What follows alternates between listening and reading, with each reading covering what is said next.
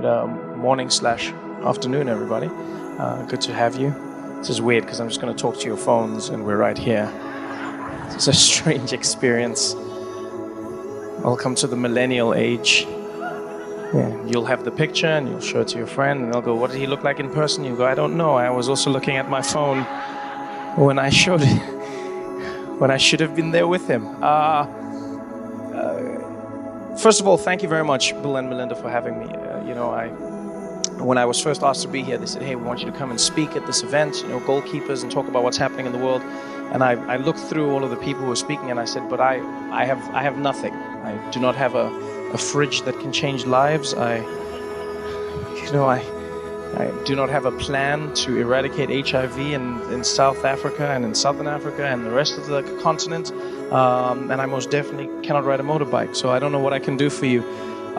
Bill just said, just come and share your thoughts, your stories, your ideas. And I guess that's how I process information. That's how I process my world. So I'll tell you a little bit about myself and why Goalkeepers means so much to me. So in case you don't know me, my name is Trevor Noah. I grew up in South Africa during a time known as apartheid. And for those who don't know, apartheid was a system of laws which made it illegal for black people and white people to integrate with each other, amongst other things. Black people lived in separate areas to white people. They had different rules. They were segregated. And this was particularly tough for me because I grew up in a mixed family, right? With me being the mixed one in the family. My mother's a black woman, Xhosa woman from South Africa. And in case you're wondering, Xhosa is one of the languages with the clicks in it. Xhosa, right? Xhosa. But not like in American movies. I've seen those movies where they have the Africans and they're like, no, no, no, no, no, no, no. That's not a language, all right? No, even we watch those movies and we're like, I wonder what they're saying, eh? It's not language. But my mother's a Xhosa woman, South African. My father's Swiss from Switzerland and was a white man, and so, still is a white man, didn't change. And so they got together during this time, which was against the law, and they had me. And, it wasn't easy growing up in this family, and that's really where our journey began. Because we were a family that couldn't be together. We were a family that was, for all intents and purposes, a crime that existed. Me being born from my mother, because of my father, was me being born a crime. And, one of the biggest things I connected with when, reading about Goalkeepers and learning about the organization was the optimism, was the ability to see what no one could see at a time when no one should almost have the rights to see it. And my mother was one of those people. My mother's a beautiful, powerful woman who endured a lot during her life. We lived through apartheid in South Africa. We lived through her going on to marry a man who was extremely abusive and alcoholic.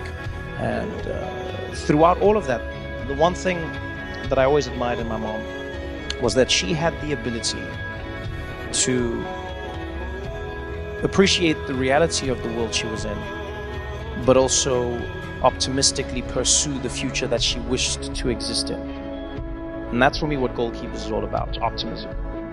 People always ask, they go, is the world going to be in a better place? Is the world getting better or is it getting worse? Now, depending on who you ask, there will always be a different answer. I've come to find one of the reasons I believe the world is getting better is because we have access to information on how bad the world actually is, which I know is a strange thing to say, but that's honestly what I believe. As a young person, and as someone who makes a show for young people, one of the most powerful tools I've realized is information. We come from an age where there was misinformation, disinformation, and there is some of it today. But now, more than ever, young people communicate across borders, across continents. You see people in England and in America and South Africa tweeting, talking to people in Myanmar. You see people speaking out about what they see happening in Sudan. You see people commiserating and sharing with victims of hurricanes across the Caribbean or across Texas. And whenever I look at that, I go, it's one of the most powerful tools that, if harnessed correctly, can lead to a completely new way that we communicate and we change the world. And young people are driven. That's one of the most beautiful things I've realized is we live in a new age. Millennials oftentimes are mocked. They say they're lazy, they believe that they're entitled, and they cry about small things, which is true, but they're also driven. They also wish to make a change. They also believe that they can make a change. And I believe that information and these tools that we possess today have helped increase that. More than ever, we see that in America. As the host of The Daily Show, I'm obviously in a world where we comment on news and politics. And one thing I've noticed with my audience is not only are young people growing into the world of politics, but they're engaged in a way that people were never engaged before, engaged in a way where they understand that they can actually change the course of history as opposed to just being a part of it. It's a beautiful experience to see that's taking place across continents. In my home country, South Africa, we see the same thing. Young people standing up and saying, we don't accept the status quo. We can change our destiny. We can change the future. We can be a part of this world. And essentially, that's what's happening in America right now. You feel it. People always come up to me and they go, Trevor, as the host of The Daily Show, how do you feel about Donald Trump? And I say, well, I don't know how to feel about him. That's the honest truth. He's a paradox for me emotionally. One part of me is terrified at the notion that he's president of the most powerful nation in the world. The other side of me knows that every day he's going to make me laugh. I cannot deny this. The best way I can put it is, it's almost like there's a giant asteroid headed towards the Earth, but it's shaped like a penis. I think I'm gonna die, but I know I'm gonna laugh.